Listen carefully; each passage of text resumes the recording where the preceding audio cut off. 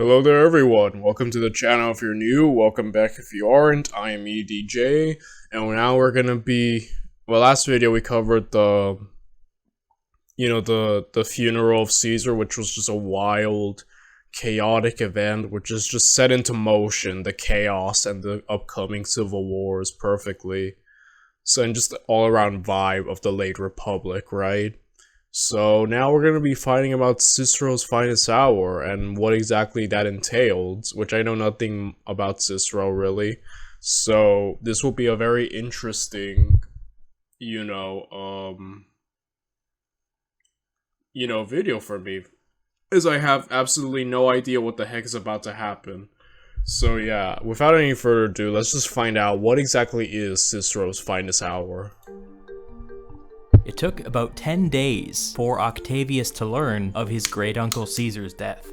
In those 10 days, the world had changed. Caesar had been laid to rest in a fiery funeral. Riots had erupted on the streets of Rome, and the contents of Caesar's will had been revealed to the public. But Octavius didn't know any of this. All he knew was that Caesar was dead.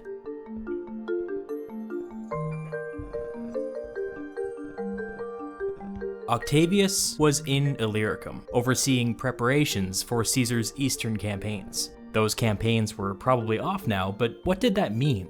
The people around Octavius advised him to take up the nearby legions and avenge his great-uncle's death, but Octavius hesitated. He didn't know what the political situation was like back in Rome. If he started moving legions around, he ran the risk of being declared an enemy of the people by the Senate. Octavius decided to return to Rome as a private citizen. This was perhaps risky, but he didn't see a better option. Once he properly understood the political situation, he could decide what to do next. On the road to Rome, he began receiving a flood of letters. Caesar's will had been opened. Octavius was pretty much the last person to learn that he had been named Caesar's heir, giving him the rights to most of Caesar's Scrooge McDuck-sized fortune. As an expression of this passing of the torch, Caesar posthumously adopted Octavius as his son. When he got the news, we are told that Octavius broke down and cried. Octavius's mother wrote him a letter advising him to return to Rome immediately, but to take the side roads, hide his identity, and be on the lookout for assassins. His stepfather separately advised him to renounce his adoption, take the money, and to retire from public life as a monstrously wealthy man.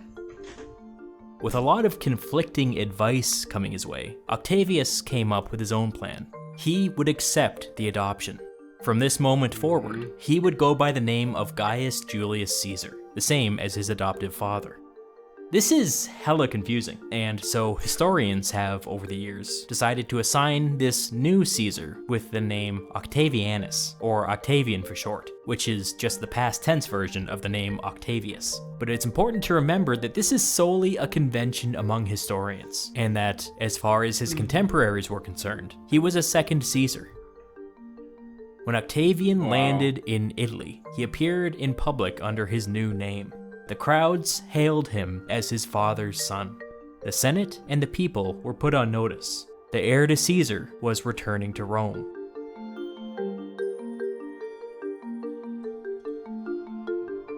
Back in the capital, things were moving quickly.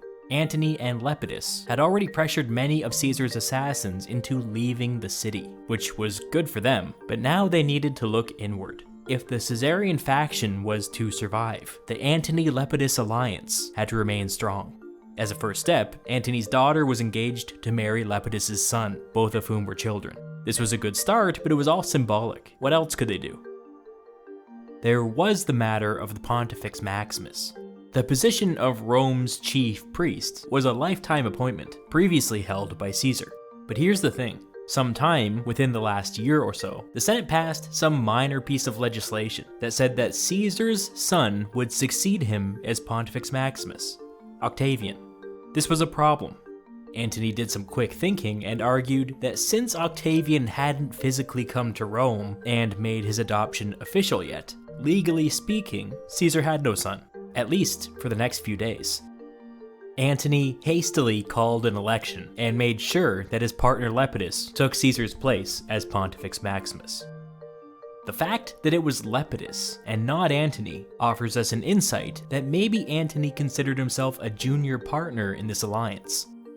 The riots and the killing and the political uncertainty had everybody on edge. Violent mobs were sometimes known to target specific politicians or threaten to burn down the entire city. There were already whispers of another civil war. Shops closed, foot traffic dried up, and a vast number of Romans went into hiding. The senator Cicero observed that, quote, even the mice are leaving. Many of Cicero's political allies had already fled the city and urged him to do the same. Cicero agonized over this decision, seeking advice from many of his friends abroad. In the end, he decided to stay in Rome and put his own life at risk so that he could fight in the Senate to avert another civil war. Friendly neighborhood historian Tom Holland calls this the most courageous decision of his life. By April, Octavian arrived in Rome. The Antony-Lepidus alliance had a legitimate claim to the leadership of the Caesarian faction, but so did Octavian. They immediately began butting heads. Cicero writes that Antony started producing old decrees from Caesar that happened to back up whatever he was pushing at the moment. Cicero suspected that they were all forgeries, but he couldn't prove it. He also noticed that Antony was really dragging his feet when it came to handing over Caesar's fortune. It was Octavian's job, as Caesar's primary heir, to fulfill the terms of Caesar's will, which included the approximately 3 months' wages promised to every adult male Roman citizen. So long as Antony controlled Caesar's money, Octavian couldn't do this. I love the way Octavian moves around this, because, yeah, Mark Antony's kind of, not giving the money, so Octavian, I believe, borrows the money, and essentially finds his own way to pay the debts of Caesar, which earns him a lot of clout, a good PR image, and I'm just saying, like, this man came essentially from most of these other guys, this irrelevant person, right? Showed up out of nowhere and has already started making big political moves and has already integrated himself into the main event, if you would, of politics. And, the man's like, what, 19, 18? He's like in their perspective, a kid, and he's already proving himself to be, like, beyond amazing in his mind. Like, Octavian is just... Again, I have bias towards Octavian, but I love the man. He's just on another level. Instead, he ignored Antony. He made the rounds to many of Caesar's old allies, asking for favors and taking out personal loans. He couldn't raise the total amount this way, but he raised enough to get the ball rolling.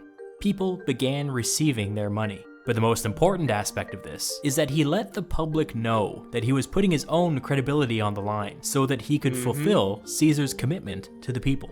This made him wildly popular, virtually overnight. If Antony's goal in dragging his feet was to damage Octavian's reputation, his plan backfired badly. Yeah, this Mark Antony had the misfortune of, matching wits with arguably one of the greatest politicians of all time. He never had a chance in the long run, unfortunately. He would eventually release Caesar's fortune, making Octavian one of the richest people on Earth.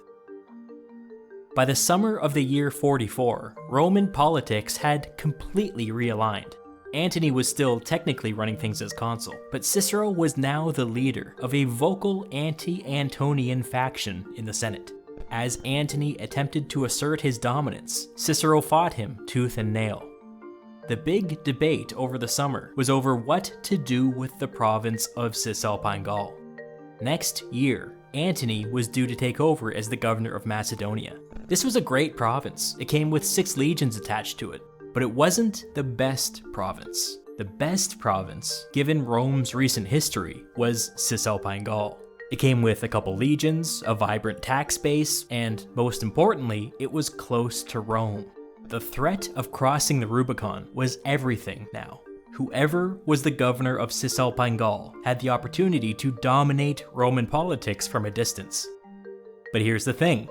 Decimus, one of Caesar's assassins, was going to be the governor of Cisalpine Gaul. In fact, he'd been handpicked for this job by Caesar shortly before his death. Wow. But Antony didn't care about that. He wanted Decimus gone. He wanted that province. He proposed a swap in the Senate, Macedonia for Cisalpine Gaul.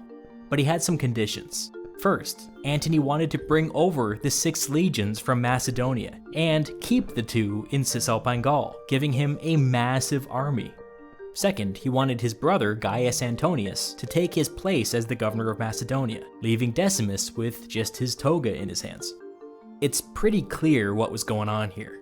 It's exactly the kind of thing that Cicero feared. Antony wanted to be another Caesar, another civil war. Braden has amazed me. He's so... Cicero fought this request in the Senate, but people were exhausted, and nobody was prepared to go nuclear over a request to transfer provinces. He lost. The Senate sided with Antony. But Decimus didn't take this lying down. He said that Caesar had personally hand-picked him as governor, and he seemed to remember the Senate passing a resolution saying that all of Caesar's legislation and appointments were locked in place. Was Antony interested in tearing up that agreement? Because that would open a whole can of worms. As an act of defiance, Decimus took his legions and marched on some Gallic tribes in the Alps, winning a minor victory. The legions hailed him as imperator. He wrote to Cicero, asking if there was enough support in the Senate to get him a triumph for his victory. Some people just don't have an instinct for politics because there definitely wasn't. The Senate had just voted to take away his province, but Cicero told a polite lie and said he'd look into it. So the Senate under Antony had voted to take away Decimus's province. Decimus responded by saying that they didn't have that authority. Things were at a bit of a standoff. In June, all of the major anti-Antonians got together in central Italy for a big important meeting. The following people were in attendance: Cicero, Brutus, Brutus's wife Portia, Brutus's mother Servilia, Cassius, Cassius's wife Tertulla, and a conservative senator named Favonius. Decimus would have been invited, but he was obviously busy. Cassius and his wife Tertulla were running late, so the meeting got started without them. Together, they considered an offer from the Senate that would put Brutus and Cassius in charge of grain collection in the provinces of Sicily and Asia Minor. This was basically a way to give Brutus and Cassius an excuse to stay away from Rome for the next couple years. Cicero told Brutus that they should take the offer. If they were going to continue avoiding Rome, they might as well make themselves useful. He could hold things down in the Senate. Brutus was indecisive. He told Cicero that it was always his plan to return to Rome as soon as possible. Cicero responded by saying that it was not safe for Caesar's assassins to show their faces in the city. He told Brutus that his survival was paramount, since he, as the leader of the assassins, was the Republic's only defense against tyranny. This was blatant flattery, and who knows if Cicero even meant a word of it, but it seemed to be effective on Brutus. Dang. Cassius and his wife then rolled in there like a couple of tornadoes. Cassius got right to the point. Supervising grain collection is a slap in the face. He then launched into a litany of all of their squandered opportunities since the assassination, and in particular, he criticized Decimus for not being aggressive enough in Cisalpine Gaul. Cassius informed the group that he would be turning down the grain collection job. Instead, he would be heading to the province of Syria, where he was supposed to take over as governor next year. If the Senate wanted to take his province away, let him try. Brutus was like, fine. If Cassius was doing that, he would head to Asia Minor to help out another prominent conspirator, Trebonius. Brutus's mother Servilia spoke up and said that if that was their decision, she would persuade some friendly senators to get the offer rescinded. With their decision made, Cassius continued to hammer away at the absent Decimus for letting Antony get the better of him. Cicero tried to calm things down, telling everybody that it was useless to dwell on the past. He then began to, with no self-awareness, point fingers at everybody else in the room, asking each of them why they were not more decisive in the days following the Ides of March. Why on earth did they barricade themselves on the Capitoline Hill and hand the initiative to Antony? What was the purpose of that? Servilia cut him off and shut down the debate. Nobody was really happy, but at least now they had a plan. Cicero would continue to work the Senate in Rome. Brutus would head to Asia Minor, and Cassius would head to Syria. From these powerful positions, they would have the strength to support Decimus against Antony. In the days following the meeting, Cicero privately railed against his allies for being completely useless ever since the Ides of March. He wrote in one letter that, quote, "In good truth, I found..." That's the problem, huh? The conspirators didn't really have a clear plan once they got rid of Caesar. It does seem like they were just spitballing afterwards. And I think that's the biggest problem from what I'm seeing, is that they were kind of directionless. And now Cicero is having to deal with this, right? And just like, oh my goodness, these guys didn't have like a long-term plan, really. So, yeah. Found a ship with timbers all gone to pieces. No plan, no system, no method. Oh boy. By the autumn of 44 BCE, Cicero had switched to a much more aggressive posture. He made a series of speeches and distributed a series of pamphlets that directly denounced Antony as a tyrant. These are known as the Philippics, and they survive to this day. Another one of Cicero's political innovations was that he began to publicly praise Octavian. If he could split the Caesarian faction between Antony and Octavian, he might be able to oust Antony in a moment of weakness.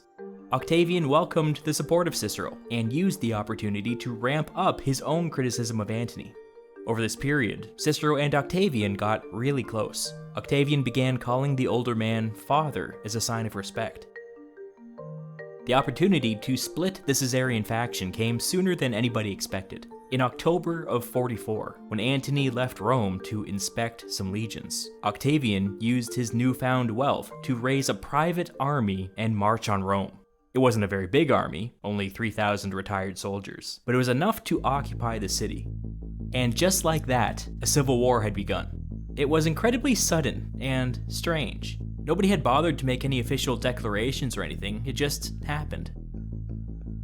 Antony approached from the south with those legions he was inspecting, 6 in total, 30,000 soldiers if they were at full strength. By November, Octavian had abandoned Rome and fled north, and Antony had reoccupied the capital. But Octavian quickly learned that 2 of those 6 legions under Antony were unhappy to be marching against the son of Caesar.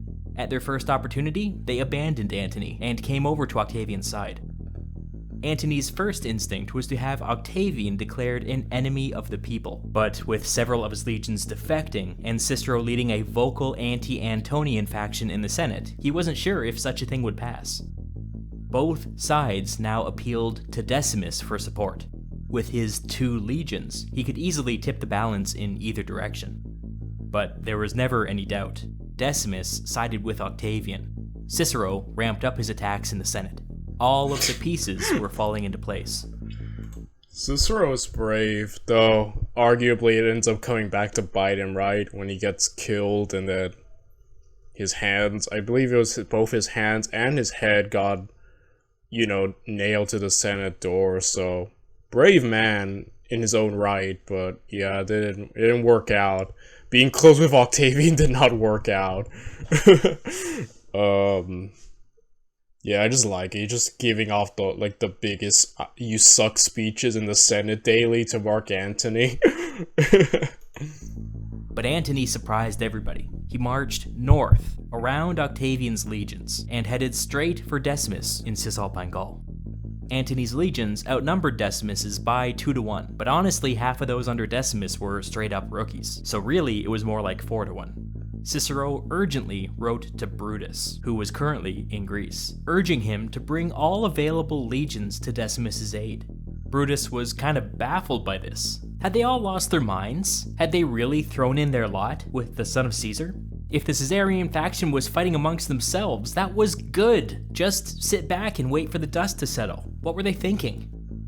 Brutus was horribly out of touch with how quickly things were changing in Rome. Whether he meant it or not, he had just stabbed Decimus in the back. Wow. Yeah, Brutus ain't the brightest tool in the shed, huh? But, yeah, dang, just like, everything is just dramatically, it fell so fast, right? It's insane. In Cisalpine Gaul, Antony demanded Decimus's surrender. Decimus refused. Within a matter of days, Cicero worked his magic in the Senate and passed two pivotal pieces of legislation. First, he got Octavian appointed pro-praetor, which meant that he had the right to command an army while still being accountable to the consuls. It legitimized his illegal actions up to this point. Second, all governors, including Decimus, were to keep their current provinces for the foreseeable future. Anybody trying to take away anybody else's province, for any reason, would be in violation of the law. Cicero and the Senate sent a stern letter to Antony, instructing him to stand down. He refused. At the beginning of the new year, Antony's term as consul expired, and two new consuls took office, former Caesarians, who were now loyal to Cicero. The two new consuls took command of 4 legions, and joined up with Octavian in central Italy. Together, they all marched north to Decimus's aid. Cicero instructed one of the consuls to assume overall command, and the other to split off and raise additional legions. The consuls followed Cicero's orders, which tells you a lot. Decimus didn't mess around, and quickly moved to occupy the city of Mutina. He mobilized the entire population in preparation for a siege, and before too long, he had several years of food in storage, and was training a new legion made up of locals. This was a smart, strategic move. Antony was way out on a limb, and Decimus had Cicero and the Senate on his side. All he had to do was drag things out until... My favorite part about this period is just how confusing it is and how all over the place, right? Like, a former assassin of Caesar is now using Caesar's will to secure himself a province, and then like an heir and avenger of Caesar, Mark Antony, is going after him, and everyone is trying to save him, including Caesar's like basically son. The new Caesar is trying to save an assassin from another heir. Like, see what I mean? Like, it's so all over the place, but like so interesting. Like, real life is so complex, but like really cool. And I did not know about Cicero's entire thing, but yeah, Cicero's holding it down. He's basically become the main voice.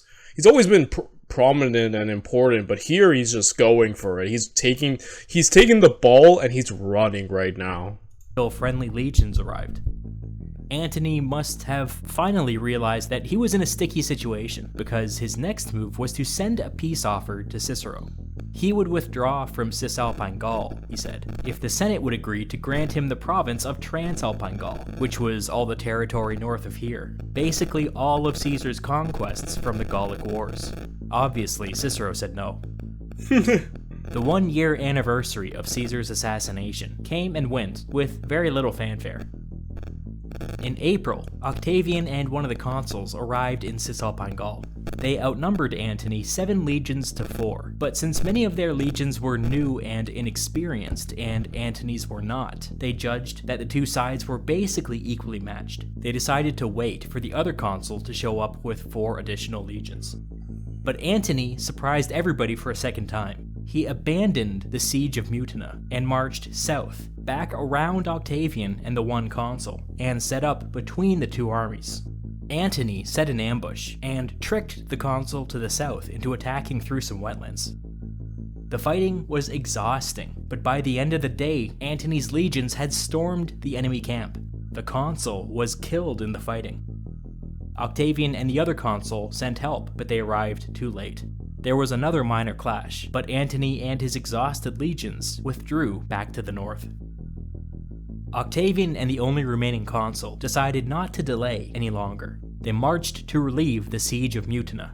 Antony's exhausted legions put up a fight, but when Decimus opened the city gates and attacked from the other direction, he was forced to retreat. This battle happened on Decimus's birthday, which is not important, but it is funny. Happy birthday. Happy birthday. Earn a $10 salon reward certificate after one bath or groom at PetSmart. Speaking of our collective unceasing march toward death, that other consul died during the battle. That means that both Roman consuls had died in battle, something that had not happened in 2 centuries, not since the Punic Wars. With news of the victory, Holy crap. Cicero had the Senate name Antony an enemy of the people. Can we just pause for a moment to appreciate what Cicero had accomplished here? A year ago, it looked like Antony was about to become a second Caesar. Instead, Cicero implemented a political strategy that split the Caesarian faction and ended with Antony being declared an enemy of the Republic. What an achievement. Dude, yeah, Cicero, he's playing the game, and he's playing his own 5D chess right now, you know? Like, you have to kind of admire that. The dude was kind of making really effective moves. Too bad it, like, doesn't work out, but, you know, like, here you can see the man's genius, and he's now playing the political game, because up to this point, he almost hadn't, but now he's just making all the moves, because in his mind, he can try to prevent another Caesar, so... Yeah, overall, like, good moves on this man. Antony retreated north across the Alps and joined up with Lepidus. Decimus followed close behind. Meanwhile, Brutus was in Greece. Through diplomacy, he had used this time to gather the support of all of the provincial governors from Illyricum to Syria. This was all highly illegal, of course, but Cicero eventually secured for him an actual command, which gave the whole thing some legitimacy. Through this process, Brutus captured Antony's brother, Gaius Antonius. Cassius was still in Syria, in command of 8 legions. Some clever thinking allowed him to intercept a Roman army headed from Egypt to Italy, bringing his total up to 12 legions. Cassius pressed Brutus to go on the attack, but Brutus remained cautious. He argued that since they had broad support across the empire, there was no need to force one decisive battle. Much better to just let the Caesarians bleed each other dry. I do my best to be generous to these historical figures who were acting with imperfect information, but I will point out that during this crisis, Brutus's first instinct always seemed to be do nothing. That's an Yeah, there's no initiative, right? There's no aggression, I feel, from Brutus. You know, which kind of goes hand in hand with what happened during the assassination coup. You know, like, him not wanting to take out Antony and all the rest, you could view it as a backfired on him. You know, him not being more aggressive after Caesar's dead, instead, you know, wasting time as Cicero put, setting up on a hill, and just like, yeah, Brutus just doesn't seem to have that initiative or that aggression that I feel like he probably should be having, especially at this point. Like, you know, the same way everyone else does, he probably benefit from having it, unfortunately. I know, you know, I don't know. He seems to lack that, from what I've seen. alarming trait. I wonder how different things would have been if Cassius had been the one put in charge. By the summer of 43, Octavian began to complain to Cicero about the empty consulships. He said that it was impossible to prosecute a war without leadership at the top. He said that, wait for it, he should be named a replacement consul. It's not actually clear that this was necessary at all. Elections were already ramping up for next year. The Senate was functioning properly. The armies in the field were winning. What was the big emergency? Cicero and the Senate denied Octavian's request. And then, just like that, Octavian marched on Rome. It was really quick. Kings and generals put it that Octavian felt slighted, like he was just being used. And when he gave up, when he proposed himself, I think because he's really young, right? Like, being a consul, isn't there like an age thing? But yeah, immediately he turns, and then this becomes I think he eventually throws his lot in with Antony later on, you know, the second triumvirate. So I guess you could say this is Cicero's mistake, not giving Octavian this, even though, like, he's perfectly in reason to not, but, you know, just like that, now he's become his enemy, and we know Octavian's viciousness, right? Again. Things are getting pretty wacky, so let's take a second to recap. Decimus was attacking Antony. Cicero and the Senate were supporting Decimus and attacking Antony. Brutus and Cassius were supposed to be attacking Antony, but since they distrusted Octavian, they were keeping their powder dry. Octavian had been attacking Antony, but now he was attacking Cicero and the Senate. It was starting to look like a five-sided civil war. Cicero and the Senate called upon 4 legions in North Africa to defend the capital, but all 4 went over to the son of Caesar. Octavian sent some centurions into the city of Rome to negotiate. According to one account, maybe embellishing a bit for dramatic effect, the lead centurion approached a group of senators, rested his hand on the hilt of his sword, and said, "If the Senate does not make Octavian a consul, this will." The Senate called special elections, but everybody knew the results in advance. Octavian and one of his cousins were elected consuls, and took office immediately. One of Octavian's first acts was to condemn Caesar's assassins, officially ending the grand compromise that was set up immediately after Caesar's assassination. If you remember, I'm just thinking of the epic HBO Rome show where he becomes that, and then Cicero is like, "Oh, this isn't what we agreed to." He's like, "Step away from my cha." I'm sorry. Rome rocks. I'm sorry. That show's awesome, but yeah, just the way this man took power so quick is insane to me. He speed ran. We saw Caesar's rise gradually, right? Here he just walked in, alright, I'm in charge now, essentially.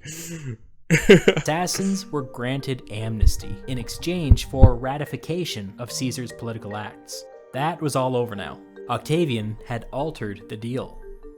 Cicero. I am altering the deal. Pray I do not alter it further, Cicero, or else I'll have your hands nailed, and your head, to the Senate door. Cicero was distraught. He bitterly wrote to Decimus, telling him that, quote, "The Senate was my weapon, and it has fallen to pieces in my hand." He also wrote to Brutus in Greece, telling him to get to Rome as soon as humanly possible. Incredibly, Brutus refused. He seemed to believe that he and Cicero were having some minor disagreement. Oh my gosh, Brutus. Yeah, I'm starting to see Brutus. Yeah, he didn't have the mind or the character for any of this. He probably would have done better just not being involved at all. Unfortunately, he got involved and he's showing that he doesn't have it. But yeah, Cicero was doing so well there, right? He was like dominating, and it's really Octavian turning on him that is where everything falls apart. But up to that point, Cicero was kind of dominating like Rome. So yeah. Over tactics. He was mistaken. What Cicero was actually saying was that he had lost the war. His attempt to split the Caesarian faction had failed. In defeat, Cicero left the city in Octavian's hands and retired to the Italian countryside. As consul, Octavian opened up negotiations with Antony. In doing so, he stabbed Cicero, Decimus, Cassius, Brutus, and the entire Roman Senate in the back. Antony and Lepidus spent all summer recruiting soldiers, and by the autumn, they re-entered Cisalpine Gaul with 18 legions. Decimus had no choice but to pull back. On his difficult trek back through the Alps, most of his army deserted him. His initial plan was to head east and join forces with Brutus and Cassius, but without an army there was very little point in doing that. Instead, he decided to head north. Decimus had spent the better part of a decade campaigning with Caesar in Gaul. He had plenty of allies up there, he was fluent in the language, perhaps he could pull some strings and raise an army. But apparently when Decimus reached the Rhine River, everybody, including his bodyguards, abandoned him. Without protection, it wasn't safe for Decimus to be in Gaul, and so he changed plans once more, disguised himself as a local, and started making his way east to Brutus. But Decimus's string of bad luck would not end.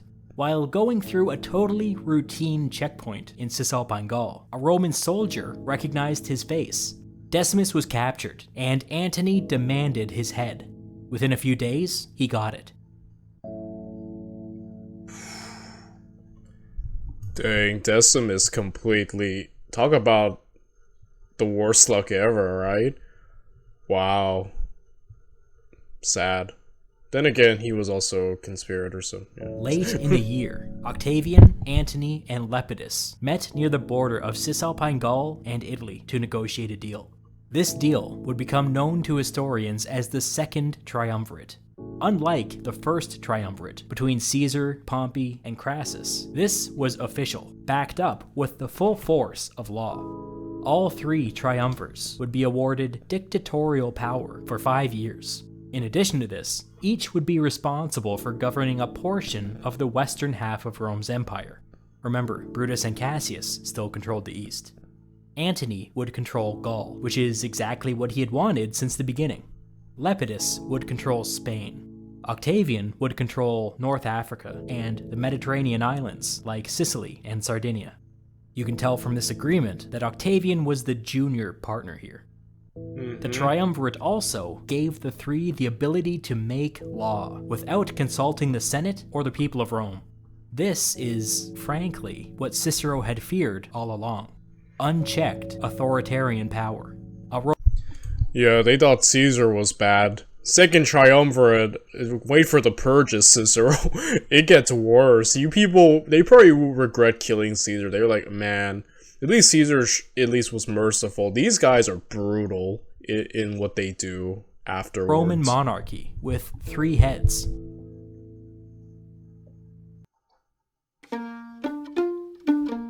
Antony, Lepidus, and Octavian then ordered a purge of Rome's political class. The Romans called these proscriptions.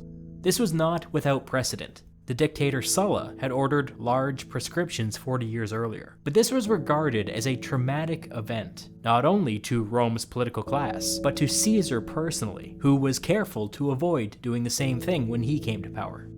But Antony, Lepidus, and Octavian were young, and had no memory of Sulla's purge. They didn't care. Their enemies had to go. The way proscriptions worked is that Yeah, it was mainly to seize money, right? Or like the estates of mainly the rich, right? So I think that's how kings and generals explained it.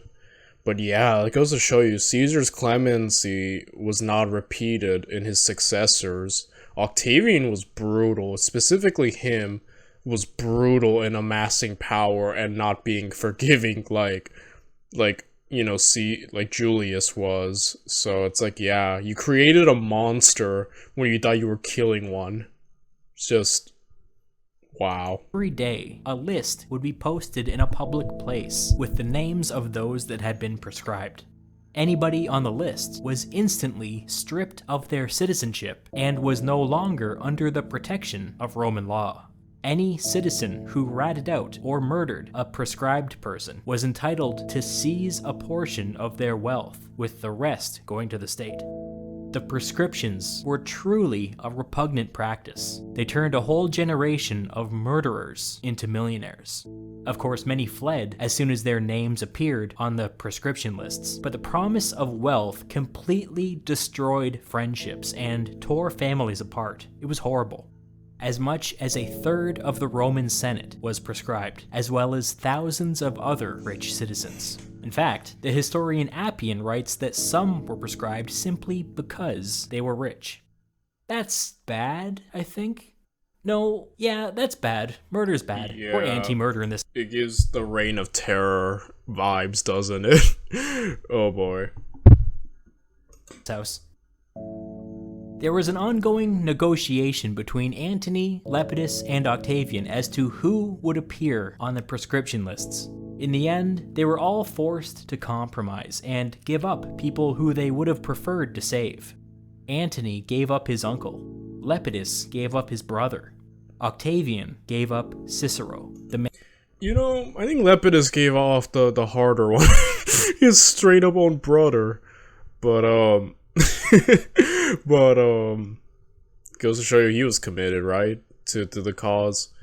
But yeah, Cicero, I want his hands nailed to the Senate door, you know. So dang. Man that he had once called father.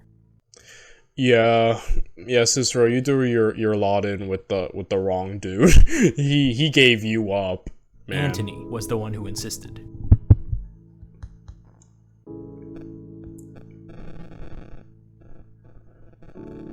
On December 7th, 43 BCE, a small group, led by a military tribune and a centurion, showed up at Cicero's villa. The doors were locked, but they busted in. You know, I think Cicero goes out in a pretty baller way, though. He faces his death with a lot of courage, and I think he even, like, remarks, like, hey, at least do it right, or, like, something like that. So, GG, Cicero. After interrogating some workers, they learned that Cicero was on his way to the sea. They caught up with him on the road.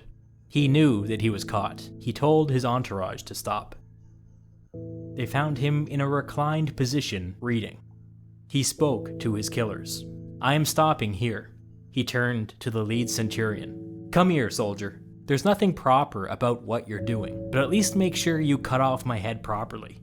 Cicero stuck out his neck and indicated what he wanted done. The centurion slit his throat. The group of killers Went out like a G, dude. Faced his death head on and with dignity. You know, Cicero, I have a lot of appreciation and respect for. Overall, very tragic end to a very great man. then cut the head and the hands off of Cicero's body and sent them to Antony as proof. Antony nailed Cicero's hands to the speaking platform outside the Senate House, the same hands that wrote all those pamphlets opposing him 1 year ago. It is so upsetting that Cicero went out this way. He deserved better. Historian Anthony Everett calls him the greatest statesman in Roman history. I love Cicero. I'm in that camp too.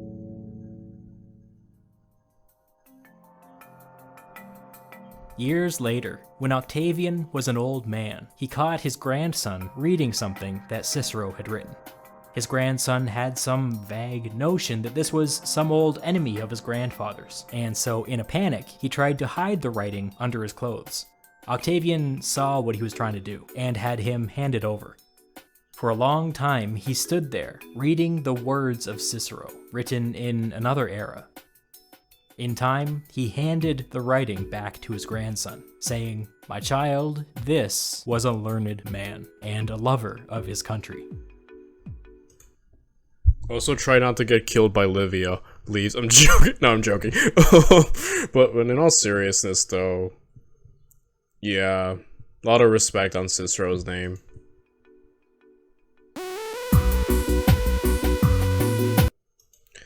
And so yeah, that was his finest hour and also his end. So that was very interesting. You've basically seen the formation of the second triumvirate, and yeah, this is gonna go wild. But we're gonna see basically the end of Brutus and Cassius next time. So that's gonna be interesting.